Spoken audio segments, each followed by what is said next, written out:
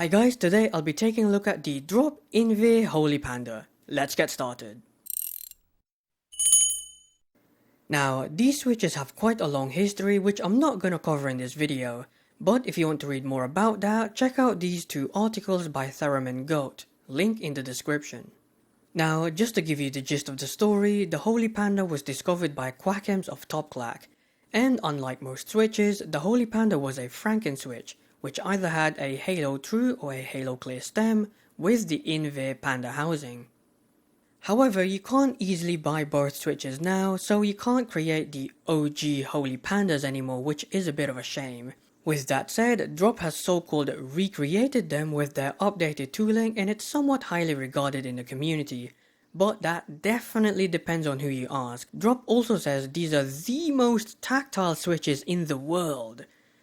No, they're not.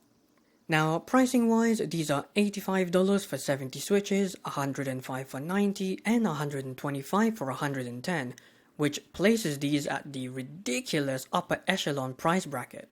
And this is what they look like when disassembled. Feel free to pause the video. Now, let's move on to the switch categories.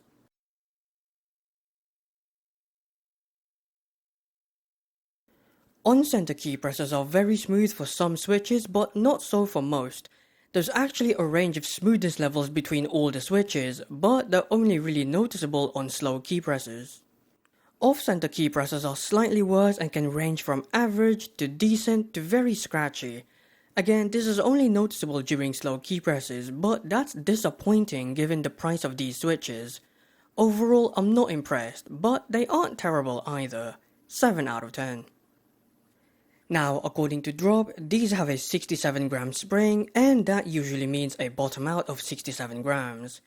However, nothing about actuation distance, actuation force, peak tactile force, or total travel is mentioned.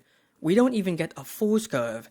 Again, it's a bit disappointing not to see this for such an expensive switch. With that said, however, the weighting is on point. I couldn't feel any inconsistencies with them, not even an ounce. They were consistent across the board, which is impressive to say the least. Although they still aren't as floaty feeling like the MX Clear, which I love so much. Weighting wise anyway. Additionally, these switches don't have any pre-travel before the tactile bump, which I also happen to prefer, but I know some of you may not. Overall, these are almost perfectly weighted switches and is by far the most consistent performer I've ever reviewed. 9 out of 10. Now, sound with these are on the clacky side of things, but that's mainly because of my keyboard build, which is catered towards bringing out the clackiness of switches.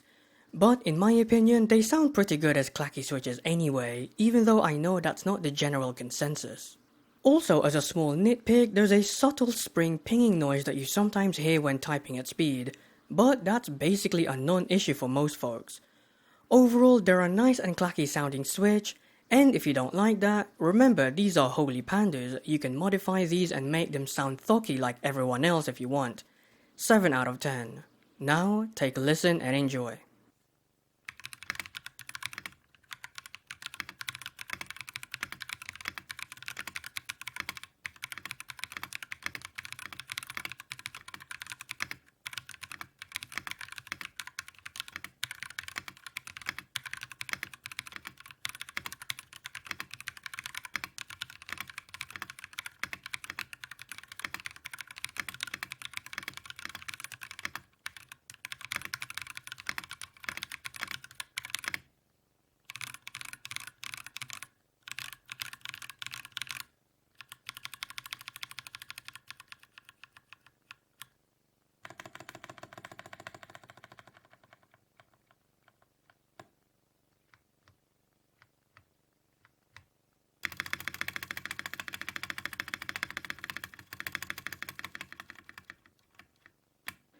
Now, you'd expect nothing less but perfection for a switch that costs so much, right?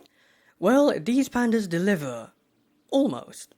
You see, compared to the Feker Pandas, i.e. the fake Holy Pandas, these aren't as snappy as those, tactility wise anyway, but most people probably won't notice it unless you had both switches side by side. However, as I mentioned above, these Holy Pandas are extremely consistent in overall weighting and they definitely have the edge over the Feker Panda, but these aren't as smooth when typing slowly, so there's a clear up and down from both switches. Overall, this is still an amazing switch to type on. In fact, it's become one of my favorites even. But I'd still recommend the Feker Pandas because they're cheaper. 9 out of 10. Now, just like for typing, these are also excellent switches for gaming. Let me start with the upside first. So, in faster paced games like Team Fortress 2, it pretty much matches the Feker Pandas in performance, which is awesome. Its weight and consistency massively helped it as well. However, given these Holy Pandas weren't as smooth as the Fekers, they performed worse when it came to slower paced games like Hitman 2. But they weren't completely unusable, just disappointing. Again, just to remind you, these aren't exactly cheap. Luckily, I only score based on pure performance and not based on price to performance, so these Holy Pandas are lucky. Overall, they aren't worth the price, even though they're great switches for gaming. 9 out of 10. In conclusion, these are amazing switches and are definitely hype worthy, but they're just too expensive for what they offer.